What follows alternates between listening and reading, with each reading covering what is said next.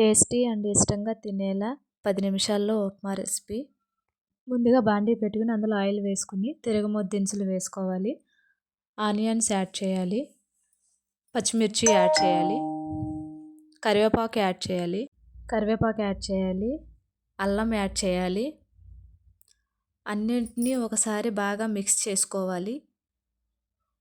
Mix చేసుకున్న తర్వాత ఉప్పు వేసుకోవాలి.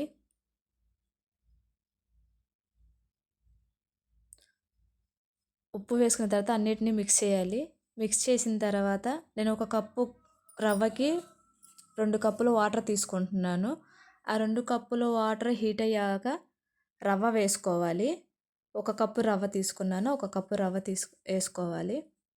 రవ్వ వేసుకున్న తర్వాత బాగా మిక్స్ చేయాలి. అందరూ చూస్తున్నారు కానీ వీడియోకి ఎవరు లైక్ చేయడం లేదు, షేర్ చేయడం లేదు, సబ్స్క్రైబ్ చేయడం లేదు.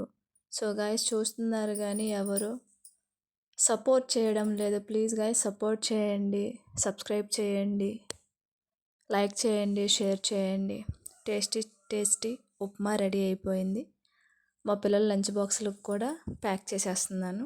లాస్ట్ వరకు చూశారు కదా, ప్లీజ్ లైక్ చేయండి, సబ్స్క్రైబ్ చేయండి. Thank you.